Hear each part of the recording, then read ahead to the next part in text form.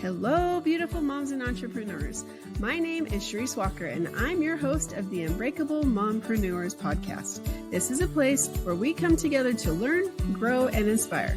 So sit back, relax, and let's get started.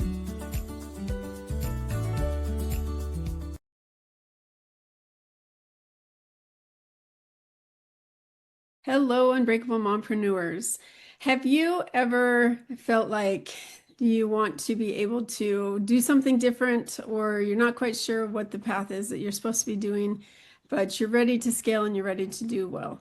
Well, today's your day because Karen Gonen is our guest, and she is a realtor, and she also is very involved as a mom, and she does many other things, especially what I liked as a referral kind of a chapter that you're starting in your area. So without further ado, why don't you introduce yourself to us? Hi, my name is Karen Gonen. I've been a real estate agent and broker for 9 years. Last year, I was actually the #1 agent in my county in Sussex County, New Jersey. And I find that balancing work and life and momhood is a challenge that I welcome and hope to master very soon. But I think for now, I'm doing pretty well.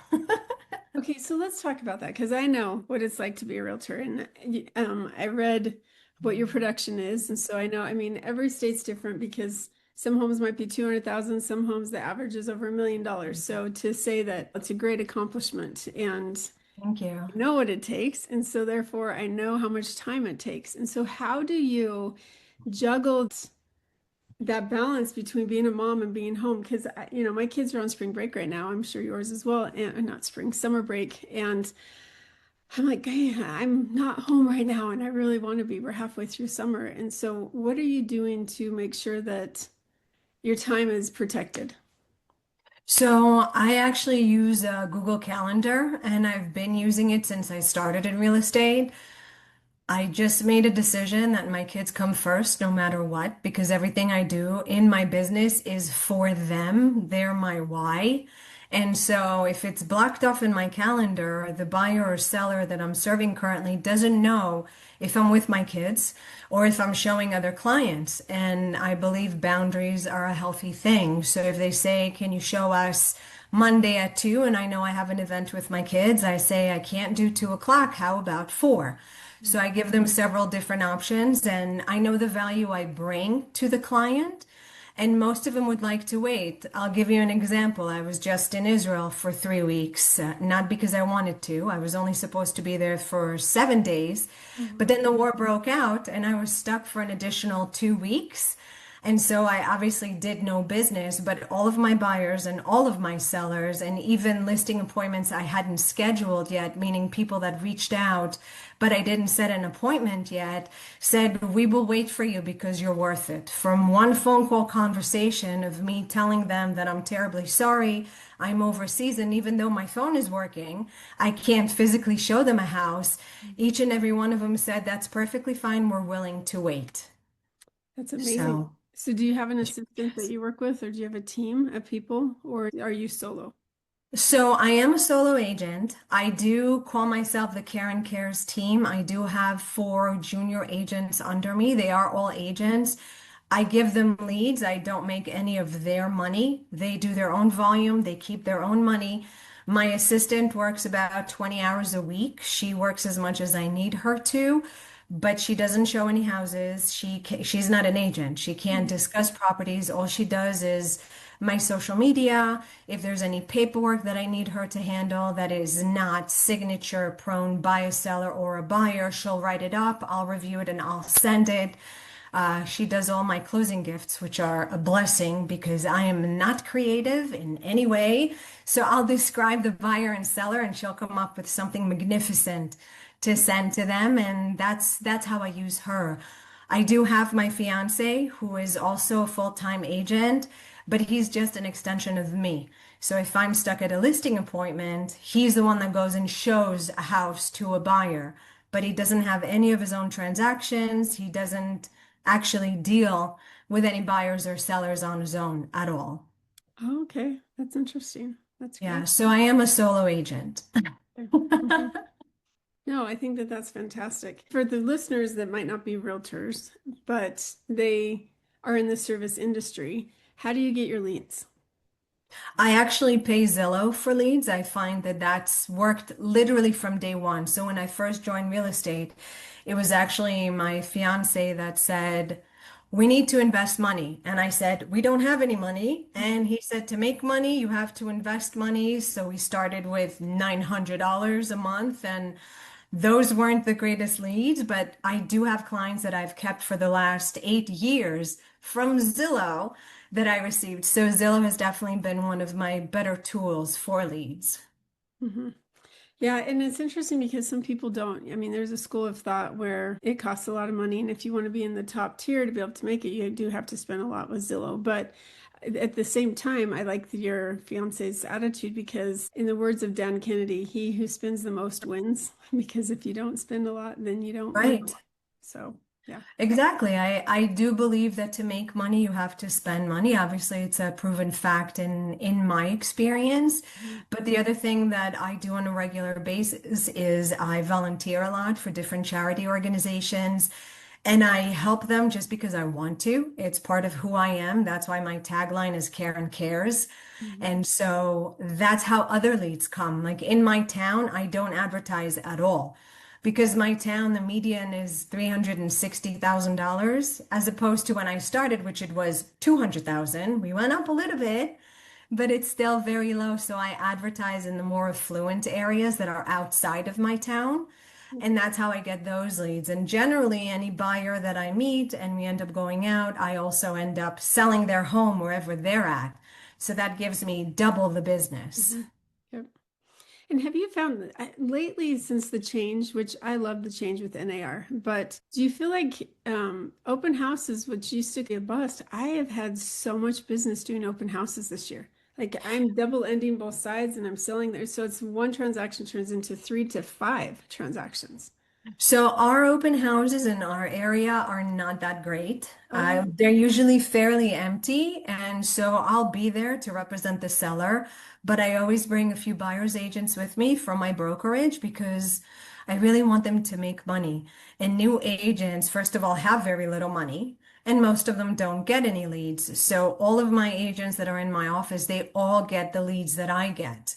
And whoever gets the lead, that's their lead. So I know it's maybe not that business oriented to do that. However, I was a real estate agent after the fall. So Sussex County is it's a few years behind the rest of the counties in New Jersey. And so our big boom of real estate owned properties and bank owned properties actually came in 2016 and 2017 by the time the banks were all done getting all their paperwork done. And so I sold my first year, I sold 19 houses, but they were all somewhere between 30 to $50,000. wow. And so it was very low, but it was so hard because my broker at the time was taking 50% of my commission, which is why I was running around like a chicken with her head cut off. I don't want that for my agents. I want them to succeed. So if I can help them, I believe in karma. It always comes back to me. Okay, but you're paying for the leads from Zillow, which are not cheap, and yet you're not charging your I team am not. anything. No. Like how? So you might not get the leads someone else does, and yet Yeah. that's And very that's okay. I am totally fine with that because the better they do, they bring all of that positiveness and all that happiness into the office. And that happiness breeds happiness. And that's what I want. I want happy agents in my office.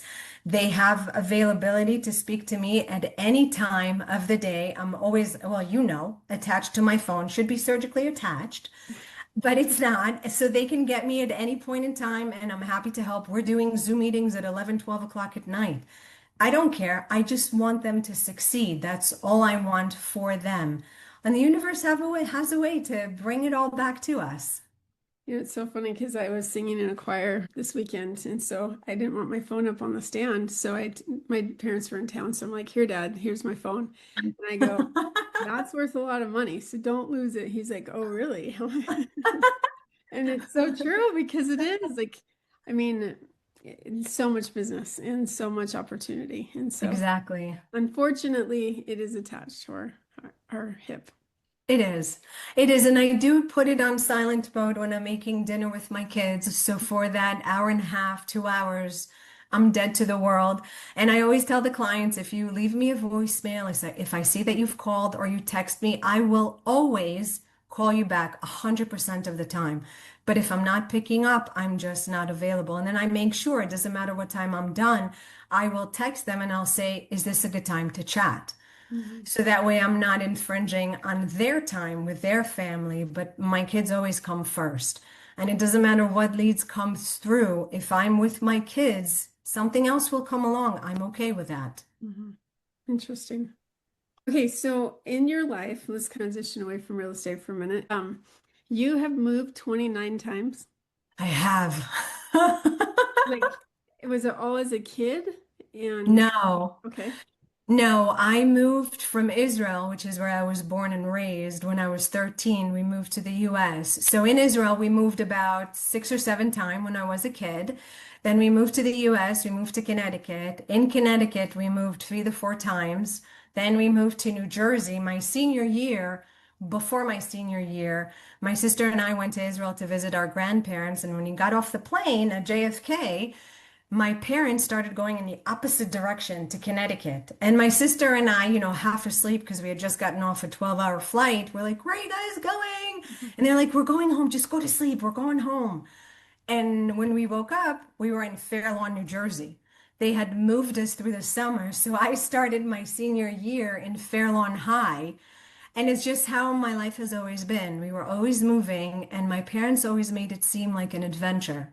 And so it was never disruptive. It was always, you're going to meet new people. It's going to be a new adventure for us. You're going to get so excited. It's going to be a lot of fun. So that's how I was raised. And then when I moved to New Jersey, obviously I was 16 years old, finished school.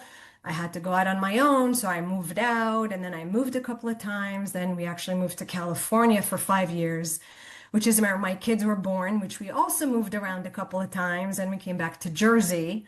Then I got separated and I moved to Florida for a couple of months, and then I came back to Jersey and moved a few more times. So it's a lot of move, which is, I think, prepared me for this career. Mhm. Well, especially because you deal with people moving all the time. Exactly. It's Yeah. And I'm very much the extrovert. So I never have a problem talking to anyone because I have nothing to lose. What are they going to do? Say no? Okay.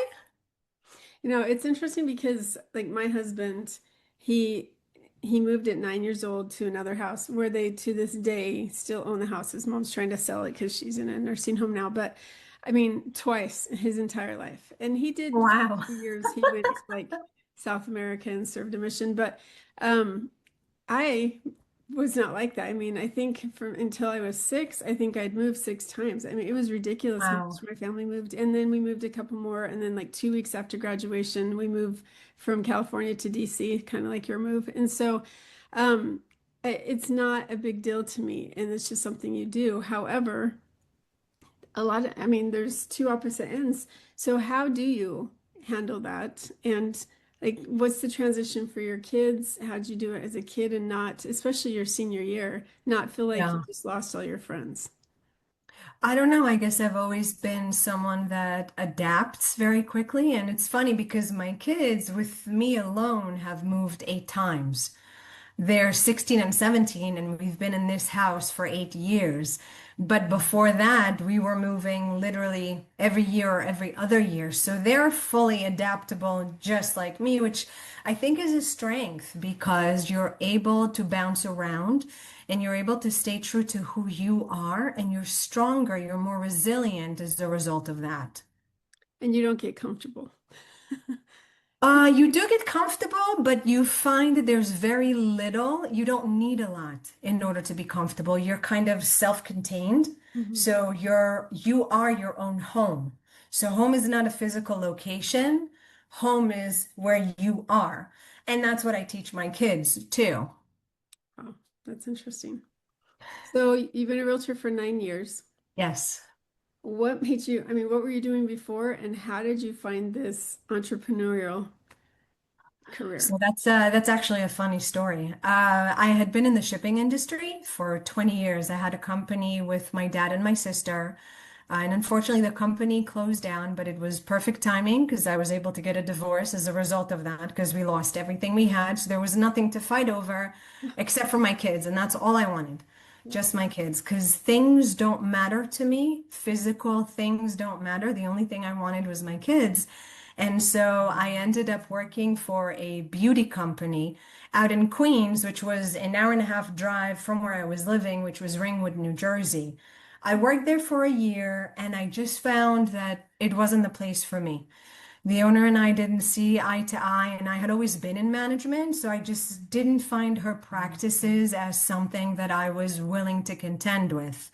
And so I left and I was in between jobs.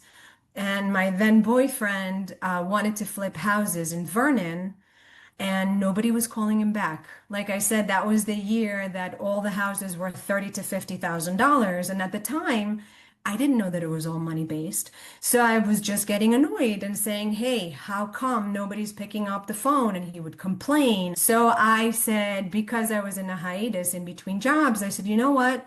Let me take over communication." I had always been in management, so there was always lots of customer service, lots of communication. Plus, my boyfriend has this really cute Israeli accent, and he thinks that people don't understand him, even though they do. Hmm. So I said, let me take over because I don't have an accent, only when I say certain things. I said, I'll take over. I'll call, I'll text, I'll email. Nobody was calling me back.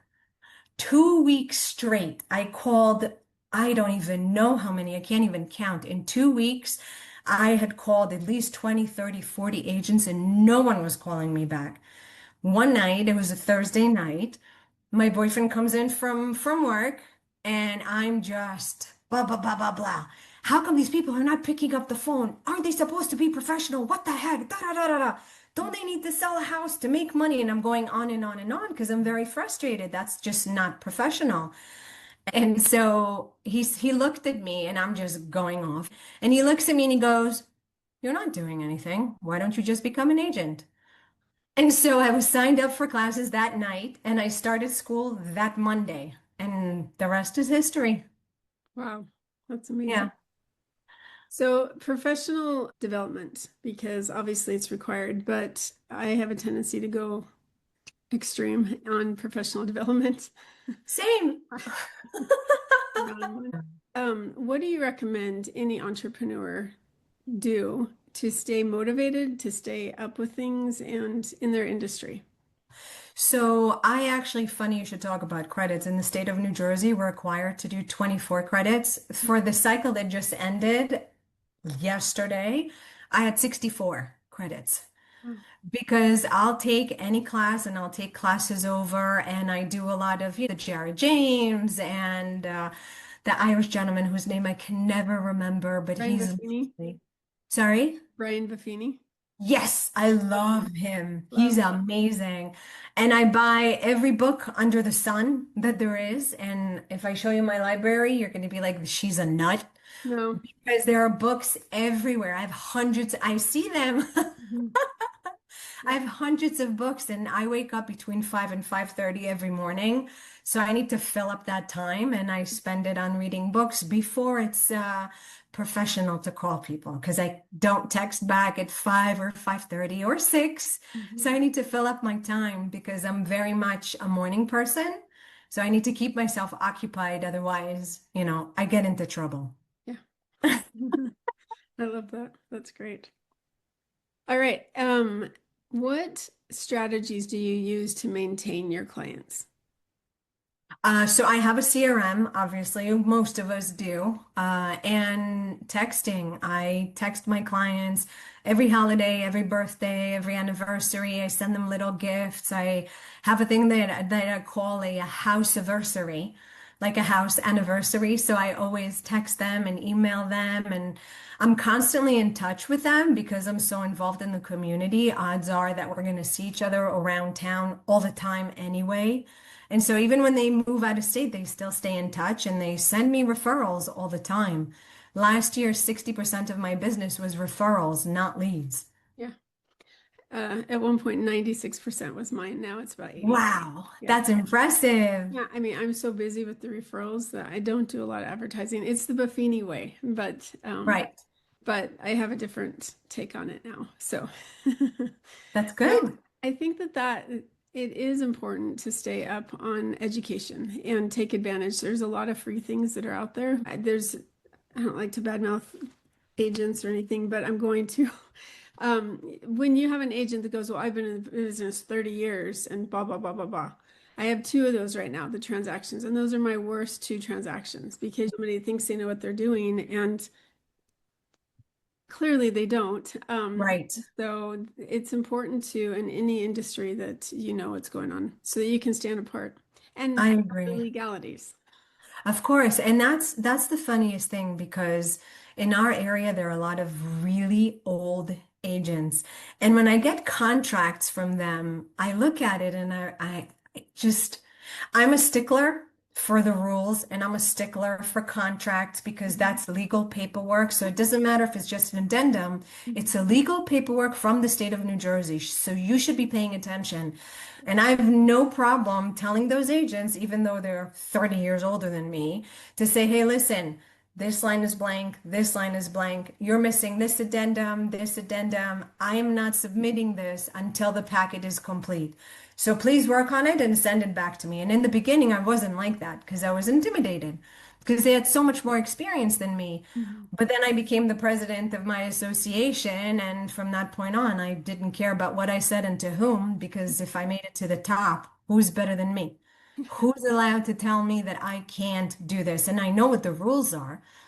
Plus, I have a really good broker in my main office that when people make me question, I know the rules, I know the laws because I stay apprised of everything that's going on.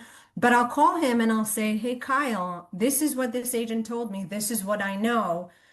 Is what I know the correct way, or are they correct in what they're telling me? And 100% of the time, I'm correct. But I do like to double check because maybe I missed something. I'm not perfect. But I'm always correct because I always know my stuff. And that's what I do in my office because I'm the broker manager. My goal is to teach my agents the right way as opposed to throwing them in the deep end and saying, figure it out. It's interesting because there's a transaction, we closed it, thank you. But yesterday, when it happened at 4:45 p.m., Congratulations.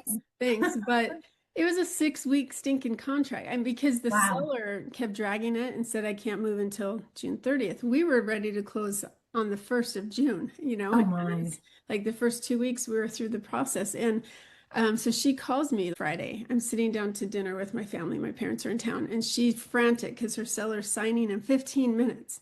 And she's like, Charisse, there's a transfer fee because it's an HOA. There's a transfer fee and it's $500 and we didn't know this and we didn't da da da da da da da. And I'm like, huh? And they go, this was part of the offer we submitted 6 weeks ago that your Right. seller was agreed to pay the transfer fees, the reinvestment, like all this stuff. She's like, but that's a buyer's fee. But you agreed to pay for it when we wrote the offer and you Exactly. accepted the offer. Yeah, but my seller's refusing to sign this. And I'm like, so she's going to breach contract? That's right. Earnest money's 2,000, which means for those that don't understand, she would get her earnest money back and she'd get another 2,000 from the seller. So she's Very nice. trying over $500, but yet we have 2,000 that she's going to end up having to pay us. Okay. Right. And so long story short, she's like, well, you need to call your buyer and see if she'll pay for this. I'm like, no. You signed legal paperwork. No way. And the crazy thing is she happens to own 3 units in that complex and sits on the board. So how do you not know that it's a $500 fee? They know. Oh, They all know. so I call my broker, just like, okay, I'm pretty sure I'm right here, but I just want to double check. She's like 100% sure you're totally fine. It's the seller's responsible. So anyway, I didn't hear back. I tried calling her, tried texting. I'm like, hey, sorry, it's on you, and never responded. Never like, did she sign or did she not? And she did. But it's just interesting that, I mean, me as an agent, had I made that mistake, which I've never done, knock on wood, but eventually maybe I will. But had I made that mistake, I would never have called that agent. I would have said, I'm going to cover that money. You would have eaten it. That's on my Absolutely. I pocket. agree. And I think that that's where integrity comes into play in any business that you're at, is that making sure that if you make a mistake, that you own the mistake and that you obviously make up for it because Absolutely. And otherwise, you know what stinks? In the state of New Jersey, the state is geared towards the buyers, not the sellers. I mhm, had a listing in town where the agent wrote on the contract that the washer and dryer is staying. yeah. I pointed it out to the attorney and I said, "Can you please figure this out in attorney review because we are not leaving the washer and dryer. It's not on our seller's disclosure." And it's not on our listing. It specifically says on the listing, washer and dryer excluded. But I didn't want to argue with the agent because he wasn't very nice. And I said, "Can you please handle it?" The attorney said yes, but he didn't handle it. Oh, And so we are a day away from closing, and the buyers are coming back and saying, "We just want to make sure the washer and dryer are staying." And I'm saying, "No, because it's on our listing that they are excluded and they're not supposed to do that." And the attorney handled it in attorney review. And the agent says to me, "There was nothing discussed in attorney review." And I freaked out, and it was my seller's attorney. It wasn't an attorney that I used or recommended, and I had zero pull with him. And I kept emailing him, "Did you handle washer and dryer?" He was a really old guy, like in his 90s, never used email. Everything was faxed over. He didn't pick up his phone. His paralegal was older than dirt. So I couldn't even have a conversation with anyone. And in the end, I said, "Okay, I will pay for the washer and dryer because I should have done something differently." But I can tell you that from that point on, 7 years ago, everything is fine-tooth comb, and I don't leave anything for the attorneys to handle. Even if I know them, I'm handling everything on every level because I'm a control freak. see, in Utah, we don't use attorneys. We are the attorney, basically, and we're not an attorney. But what I'm saying is, we are the legal person that's responsible for everything.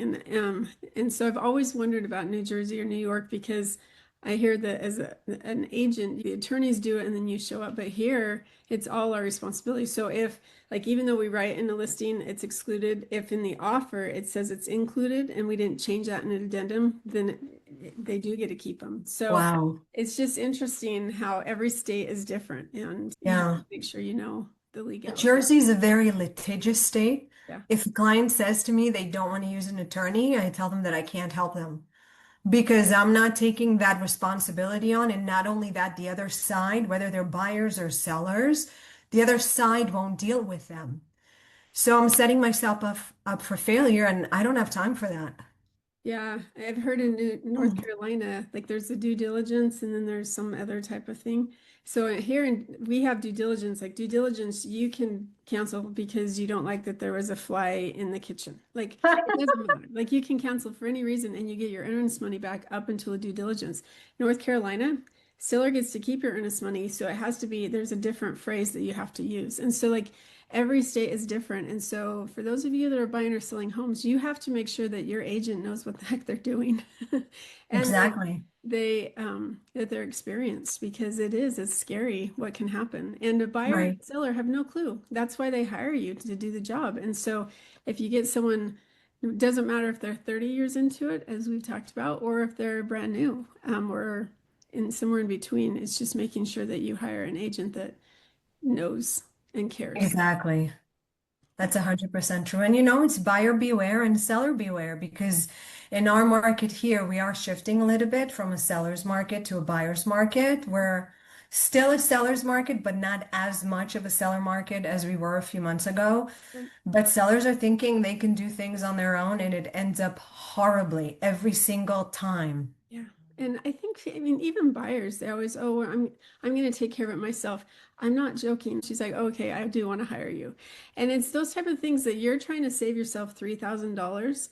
But guess what? You're buying a home that's like in the hundreds of thousands of dollars. It's really worth getting an expert to help you with those things because you Absolutely. have no clue. And especially right now, all the legalities. It is. That's true. And not only that, I think in New Jersey, people are pretty hot-headed. In general, it's just how we are. That's why they call us the armpit of America. But the buyer and seller, they need a buffer Yeah. because if you put a seller and a buyer together, they're going to end up fighting and nothing will get sold or bought. So they really need someone in between, someone that's more diplomatic, someone that has vested interest, but our vested interest as agents is to help our clients more than anything else. And this is why I get upset with what we call bad agents because they don't look out for their buyers and sellers firsthand. And I get so frustrated because we take an oath. We are supposed to look for our client's best interest, not our own pocket. And that's the reason the real estate agents are one step up from sleazy car salespeople. It's the worst. And I always get these people that have been through horrible agents, and then I get them and I have to exceed all of their expectations because of their bad experience, which I'm happy to do because overall, generally speaking, my customer service is beyond regular, which is my only rule is treat the client how you would want to be treated. So Exactly. if I'm buying a house and I have a question at 10 o'clock at night, and I want to call my agent, you bet I'm picking up my client who's calling me. If they're texting me at 6 a.m., they're getting a response at 6 a.m. because they texted me first. If they have questions and if we have to talk about the same thing over and over and over again, that's what we're doing. Like, I know how to deal with anxiety. I know how to deal with financial issues. That's what I'm here for. So, as you know, we're not only real estate agents, we're therapists, we're babysitters, we're contractors. We're everything to everyone, and that's okay. I'm fully encompassing everything. I'm the one-stop shop. And if I can't do it, you bet I know somebody else who can. Yeah. And then I went and got my lender license. My bills Good for exploded. you. I know, but I think every agent should also, not that you should, because you can't do both transactions or both sides, but the Right. amount of information I've learned and things because of that has given me a whole newfound, like on the lender side, a newfound appreciation. I'm like, I never knew that. Why didn't you tell me that from a lender perspective? Like, I never knew. And so it's just interesting to see the perspectives of different people. Okay, Yeah, our time is over, but I do want to ask you one question. sure. If you were sitting on a park bench and a 9 month pregnant woman comes and sits next to you, first time mom, what advice would you give her, if anything, about being a mom? Ooh, don't blink. Because the time goes by so quickly. I told my kid, he just graduated high school. I said to him, when you were born, the size of your head was the size of your entire body. And he didn't believe me, so I showed him pictures, but he was just born yesterday. How is he almost 18? That's not even possible. And it really stinks because by the time you realize that those years go by so quickly, it's already like pretty far along. So Mhm. I would tell her to take all the time in the world and concentrate on the child as much as she can. Because I think these days women want to have careers and we can be, jack of all trades and we can do all these different things. There is nothing a woman can't do. But what we forget is that we are the nurturers of the family. And if we are not home because we are focused on our career, that's something we can't go back and do. I'll be 48. I cannot have any more children. I would have loved to have like three more. Mhm. And I didn't do that because two was enough for me, but I wish I had. So I would tell her to just hold on to that baby as long as she can. Yeah, and speaking as a mom who had four, a huge gap, and then two more, the first four, it is. The blink is very, very true. My baby just graduated college and he's in Wow. for a couple years. And so I have these other two that, still elementary school. One's now in junior high. Oh, But good for you. it helps me appreciate my time more. But then as you get older, you get busier. And so it's like, okay, it's just you have to enjoy the moments and you do have to schedule them first. And it's hard. I agree. Hard. Yeah. So, well, Karen, thank you so much for being on. Thank you, Charisse. It was a pleasure. And if our listeners wanted to find you, how would they do that? They can look me up on Instagram, on Facebook. It's Karen Gonen Real Estate, New Jersey. Or they can call me. My number is 551-262-4062. And I'm attached to my phone, so anytime. I don't think I've ever had, and I'm going on 175 interviews. No one has ever given their cell phone. So you must be rare. What? Really? I That's know, fun. I don't. It's crazy. Yep. It So, is. okay, well, thank you again. And moms and unbreakable mompreneurs. Today was more a discussion about your life and living your life and enjoying what you do and making sure that being a mom is first and foremost, but also making sure that you enjoy your career. So go out and make it a great day. Beautiful moms, remember, you are unbreakable. Keep illuminating the world with your strength, pursuing your dreams, and reveling in the splendor of motherhood. This is Sharice Walker, bidding you farewell for now. Stay tuned for more empowering conversations on the next episode of the Unbreakable Mompreneurs podcast. Until then, keep shining bright. Signing off with love, Sharice Walker.